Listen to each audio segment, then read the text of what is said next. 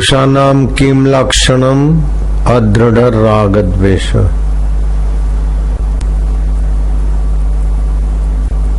तो द्वेष क्यों होता है?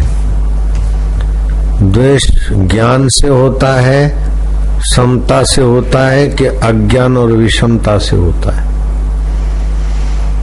निंदा करने से न्यूरोपोपेटाइड एलडीएल नाम के द्रव्य बनते हैं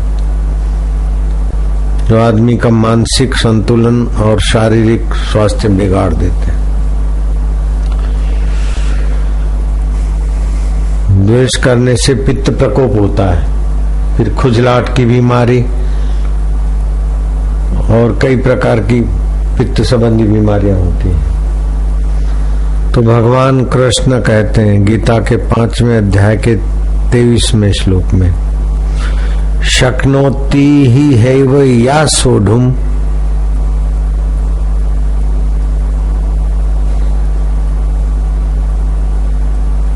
प्राक शरीर विमोक्षणात् काम क्रोधत भव वेग सयुक्ता स सुखी नरा। जो साधक इस मनुष्य शरीर में शरीर का नाश, शरीर का अंत होने के पहले ही काम और क्रोध से उत्पन्न होने वाले वेगों को सहन करने में समर्थ हो जाता है, वही पुरुष योगी है और वही सुखी है। उसने जीवन का फल पा लिया।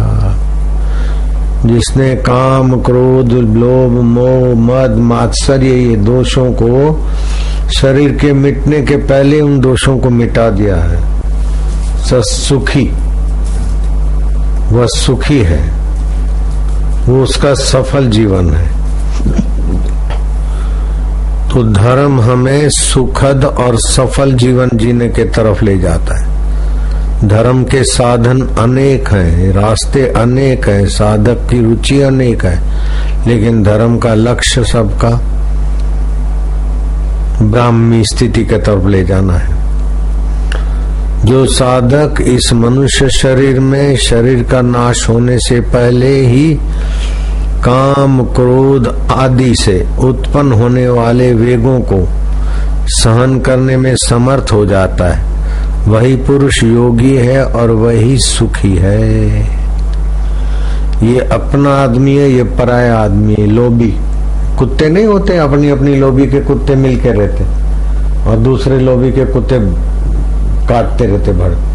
वो समझो कुत्ते की योनि में जाने के लिए उत्सुक हो रहे हैं, जो द्वेष रखते हैं, लोभियां बनाते हैं, निंदा करते हैं।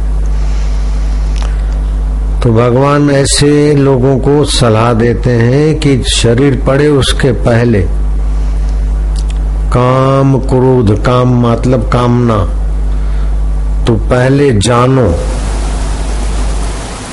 जानाति इच्छति करोति, जानो, फिर शास्त्र अनुरूप इच्छा करो, फिर कर्म करो। अब क्या करते कि पहले कर्म करते, इंद्रियां कर्म में लगती, मन उनके पीछे और बुद्धि को घसीट के ले जाते। तो ऐसे धीरे धीरे धीरे बुद्धि द्वेष में हो जाती। तो राग और द्वेष से मनुष्यता का गला घुटता है। नाम होता है सेवा सेवा, लेकिन द्वेषी सेवा के बहाने अपना द्वेष पूर्ण करता है। रागी सेवा के बहाने अपना राग का गुलाम है, द्वेषी द्वेष का गुलाम है, भोगी भोग का गुलाम है, भगवत रस से वंचित हो जाते। ये दोष लगते साधारण है, लेकिन तबाही अपनी भी करते और जहां रहते वहां भी तबाही करते। शक्नोति इव यः सोढ़ुम प्रवक्त शरीर विमोक्षणात् काम क्रोधत भव वेग स युक्त स सुखी नरा। जो साधक इस मनुष्य शरीर में शरीर का नाश होने से पहले ही काम, क्रोध आदि वेगों को अर्थात द्वेष, लोभी भी जो भी समझ उत्पन्न होने वाले वेगों को सहन करने में समर्थ हो जाता है, अर्थात वेगों के बहाव में बहता नहीं है, उनसे खींचा नहीं जाता द्वेष से, राग से, वैर से। वही पुरुष योगी है और वही सुखी है, उसका आदर होता है। द्वेषी का आदर नहीं होता, कपटी का आदर नहीं होता है, झूठे का आदर नहीं होता है, सच्चे का आदर होता है।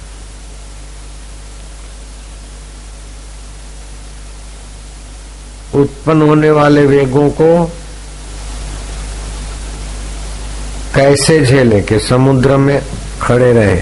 आया समुद्र का वेग आया तो वेग से टकराओ नहीं और वेग में बहो नहीं, जरा बैठ जाओ तो समुद्र की लहर आएगी, चली जाएगी, आप जो कहते हो। ऐसे ही द्वेष का वेग आयु क्या करता है, क्या बोला, ऐसा भाव आए लेकिन उसको जाने दो, समय की धारा उसको खा जाएगी। द्वेष को, राग को, जो राग आया द्वेष आया और तुरंत लग जाते हैं ना, तो उनका राग द्वेष गहरा पड़ता है।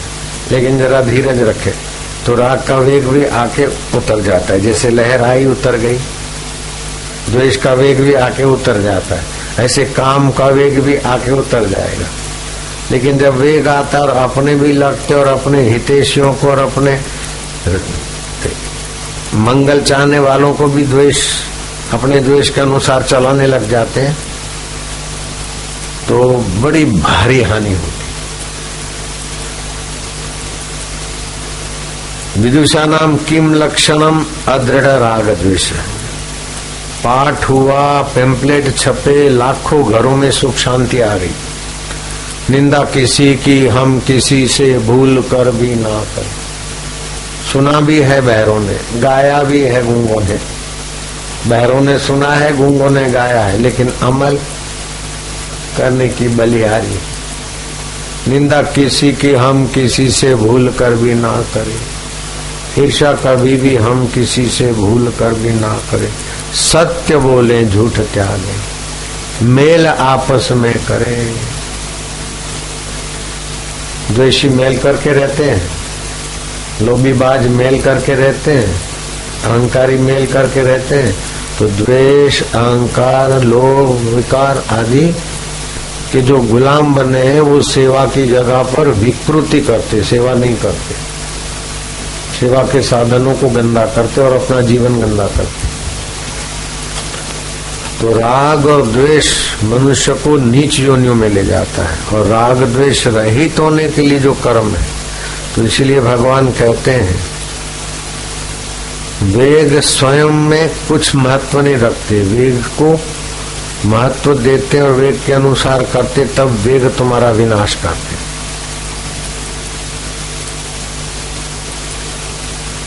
वेग उठा और तुम थोड़े शांत रहे, संयुक्त स सुखी नर।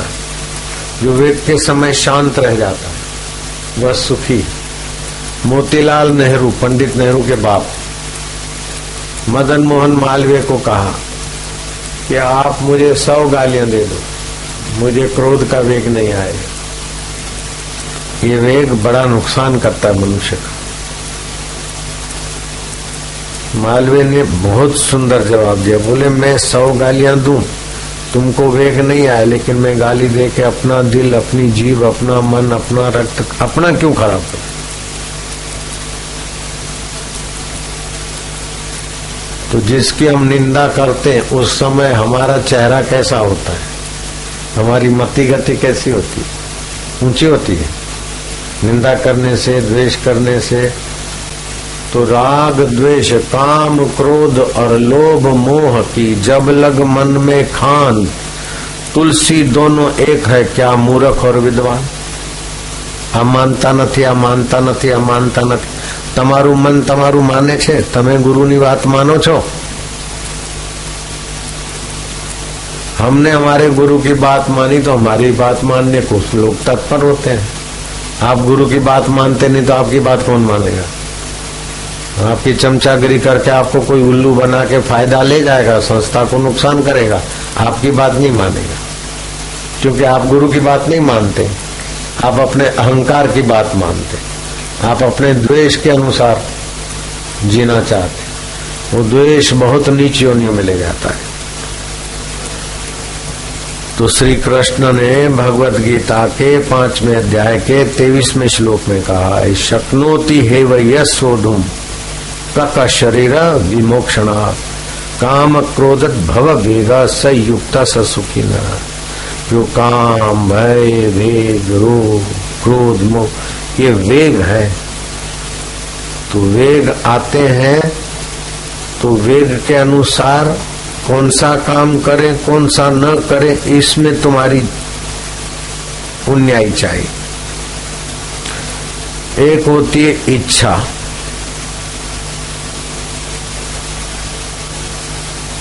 इच्छा हुई, फिर इच्छा के अनुसार कर्म करें कि बुद्धि से सोच के कर्म करें। इच्छा हुई, फिर मन ने उसको सहमति दी और इच्छा के अनुरूप मन करना चाहता है, तो धीरे धीरे धीरे धीरे बुद्धि दब जाएगी, बुद्धि का द्वेष भाग खुलता जाएगा, समता मिटती जाएगी। अगर शास्त्र गुरु और धर्म का विचार करके बुद्धि को बलवान बनाए, फिर मुक्तिदायिनी जो काम है, समता बढ़ाने वाला जो काम है वो करेंगे तो बुद्धि और समता बढ़ेगी। लेकिन अपना चाहा हुआ काम करेंगे तो बुद्धि और समता नाश होती जाएगी। ये कुत्ते गधे घोड़े बिल्ले पेट से रेंगने वाले तुच्छ प्राणी में और मनुष्य में क्या फर्क है? हे राम जी, कभी वे मनुष्य थे, लेकिन जैसा इच्छा हुई ऐसा मन को घसीटा और बुद्धि उसी तरफ चली गई, तो धीरे धीरे दुर्बुद्धि होके ये केचुए सांप और पेट के जो बहुत द्वेषी होता है उस सांप की योनियों में जाता है। उसी प्रकार की और भी कई योनियां।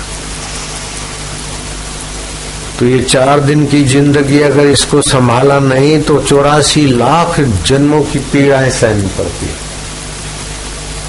रक्षताम रक्षताम कोशानाम अपि हृदय कोशम तेन रक्षितम सर्वम रक्षितम। खरीदी करना, कमीशन खाना, ये चोरी करना, ये बेईमानी करना, ले क्या जाएंगे, कहाँ ले जाएंगे? प्रारब्ध वेग में जो होगा वो नहीं मांगने पे भी मिलेगा, और कितनी भी बेईमानी करो देर सबेर उसका फल बेईमान को दुख योनियों में ले जाएगा।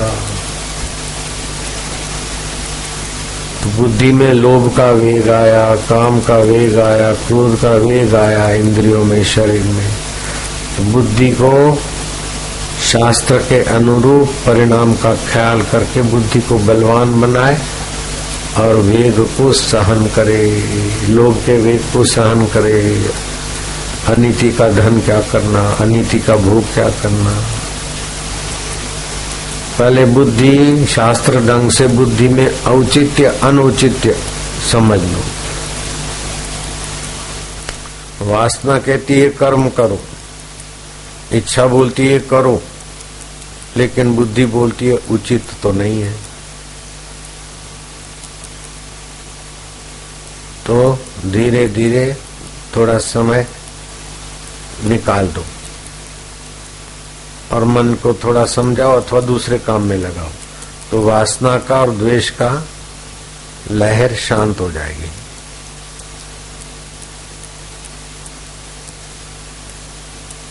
अगर आपकी बुद्धि भी कहती है करें और मन भी कहता है करें और करने का वेग भी है, तो करने का औचित्य तो करो, लेकिन तुम एकदम झटका मारोगे तो मस्तक को धक्का लगेगा।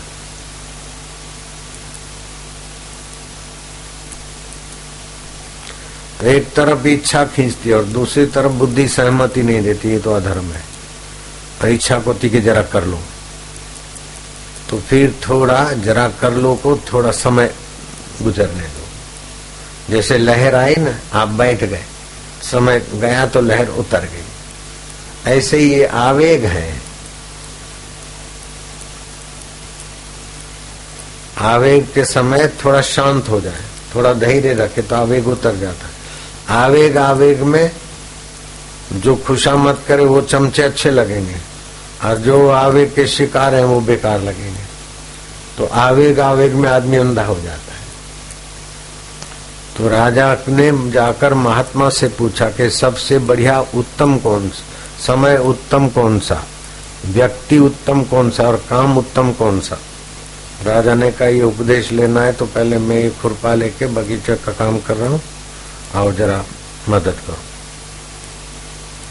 राजा लग गए खुरपा लेके, बागवान की नाई दौड़ता है। एक युवक आया, उसके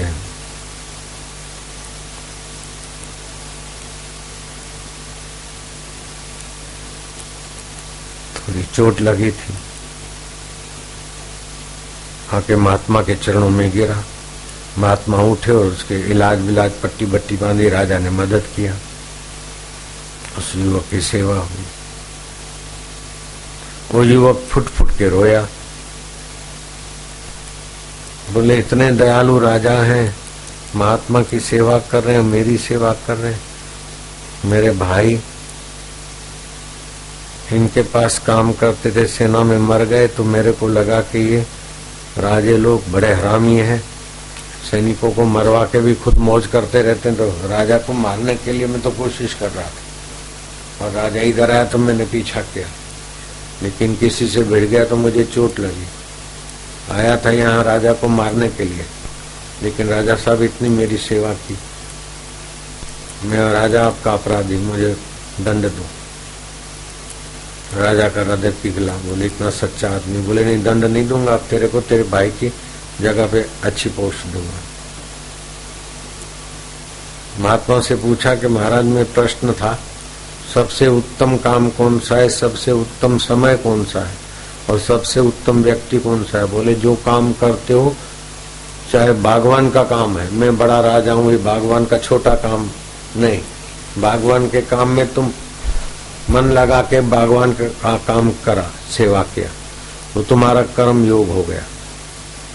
समय उत्तम, जिस समय जो समय अपने पास है वो उत्तम है, जो बीत गया वो तो हाथ में नहीं, जो आएगा वो भी नहीं है, तो वर्तमान का समय ही उत्तम समय है।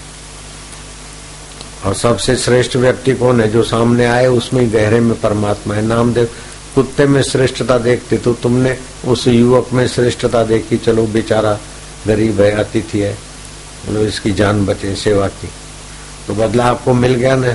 वो आपकी जान लेने को उत्सुक था, वही आपके लिए अहोभाव से भर गया। तो द्वेष की जगह पर आप उदारता से सब में ईश्वर है ऐसी नजरिया करके व्यवहार करते, तो शत्रु भी मित्र हो जाएंगे, नहीं तो गुरु भाई भी काटने आएंगे। गुरु भाई को काटने लगते, गुरु भाई नहीं काटते, द्वेष काटता है। उसके साथ क्यों रहा, वो उसका आदमी है, वो उसका आदमी है, उस पर जरा ध्यान रखो, उस पर ध्यान रखो, उस पर डिवाइड एंड रूल। ये नीच प्रवृत्ति के अंग्रेज कर करा के भी रात को शांति से नींद नहीं आती थी तो दारू पीते थे, सुरा और सुंदरी के चक्कर में आके मरे और प्रेत होके भटक रहे। तो बुद्धि शास्त्र के अनुसार मन को चलाए और मन अपने कर्म को चलाए। तो पहले जानो बुद्धि से, जानाति इच्छति करोति, इससे आपका कर्म आपके बंधन काटेगा।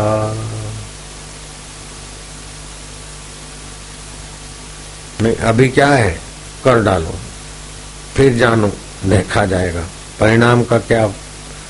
परिणाम का बुद्धि जो सत्य पक्ष बातें नहीं, बुद्धि परिणाम का विचार करती है, और इंद्रियां परिस्थिति में ललक पड़ती है। मन इंद्रियां और बुद्धि के बीच का है। अब मन जिसका गंदा है वो बुद्धि को घसीट लेगा अपने पक्ष में, तो धीरे धीरे धीरे बुद्धि का प्रभाव घट हो जाएगा, तो बुद्धिहीन प्राणियों की योनि की तैयारी हो जाएगी। और बुद्धि जब शास्त्र संपन्न होती तो बुद्धि का प्रभाव बढ़ जाता है, तो बुद्धि बुद्धिदाता की तरफ ले जाती।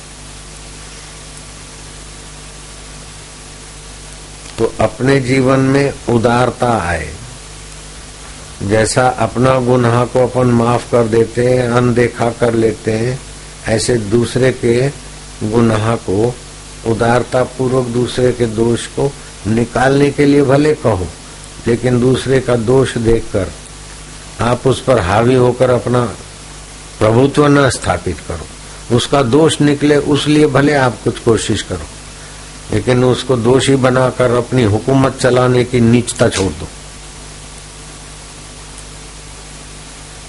ये उदारता है।